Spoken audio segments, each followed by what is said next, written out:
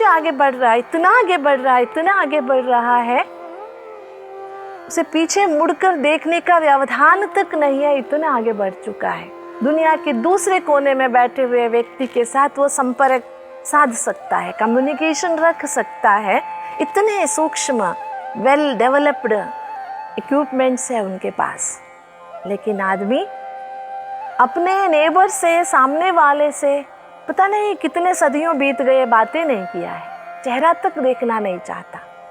तो जिंदगी ऐसे बन गई है जैसे नवग्रहों के मंदिर। आप सबने देखा होगा, हर शहर में एक नवग्रह का मंदिर होता है। सूर्य, चांद, सोम, शनि, मंगल, बुध, राहु, केतु, ये सभी पूजे जाते वहां पर। सभी पूज्य है, सभी दाता है, सभी अपने भक्तों के कष्ट हरते हैं।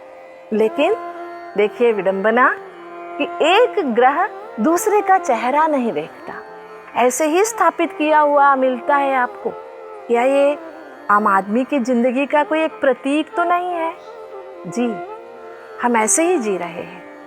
अकेले में हम बहुत ऊंचे हैं, श्रेष्ठ हैं, लेकिन हम एक दूसरे से मिलना नहीं चाहते। सोचिए, हमारे हाथ में 5 उंगलियां हैं, पांचों के साथ के कारण काम चलता है।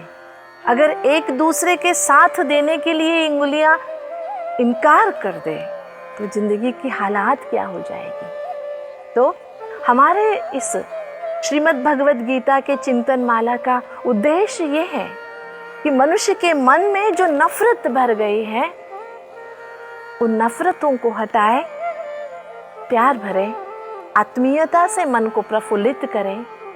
तो कैसे होगा? जैसे नभ में, आकाश में घने बादल छाए हुए हैं। छोटा बच्चा सोचता है कि आकाश, अरे आकाश कैसा हो गया?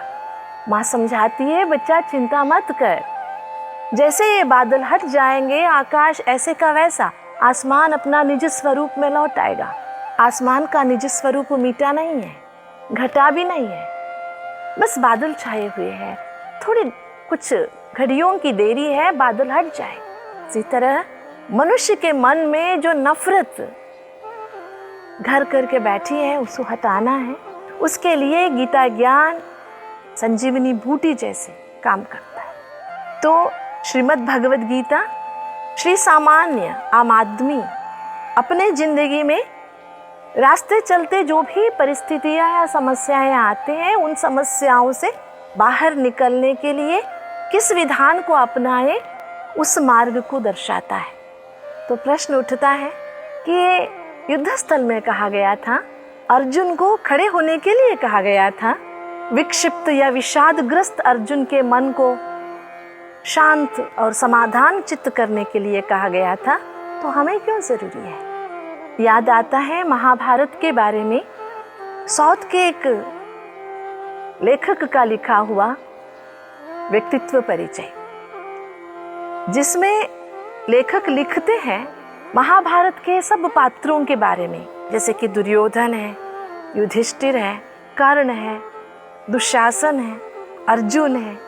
वे लिखते हैं दुर्योधन ऐसा एक शख्स थे जिनमें सब कुछ था। जितने युधिष्ठिर में गुण, विद्वत, बहादुरी, निपुणता जो भी थे, सब दुर्योधन में भी मौजूद था। लेकिन अंतर ये था, दुर्योधन जानते थे कि न्याय क्या है और अन्याय क्या है, धर्म क्या है और अधर्म क्या है, लेकिन अधर्म के रास्ते से धर्म के रास्ते में चल नहीं सकते थे। मतलब अधर्म के रास्ते को छोड़ नहीं सकते थे, धर्म के रास्ते को नहीं अपना सकते थे।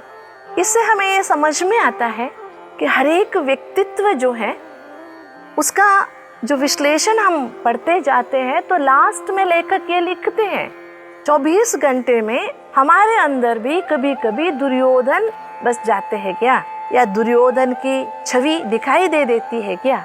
आगे चलकर ये भी पूछते हैं, यूं कहे कि सारा दिन दुर्योधन ही रहते। तो कहने का भाव ये है कि जैसे दुर्योधन महाभारत में एक पात्र होने के बावजूद एक ऐसा व्यक्तित्व जो सब कुछ जानते हुए चल नहीं सकता, उसका प्रतीक बन जाता है, इसी तरह अर्जुन भी दुविधाग्रस्त समस्याओं से बंधा हुआ, सभी सामाजिक समस्याओं का समाधान ढूंढने वाला एक आम आदमी का प्रतीक या प्रतिनिधि दिखाई देता है। इसीलिए श्रीमद् भगवद गीता इस श्लोक से शुरू करते हैं, धर्म क्षेत्रे कुरुक्षेत्रे समवेतायुत्सव मामकः पांडवाश्चैव किम कुर्वत संजय। धर्म क्षेत्र जो अब कर्म क्षेत्र बन गया है, कुरुक्षेत्र कहलाता है। आज मनुष्य धर्म प्रधान नहीं, कर्म प्रधान बन गया।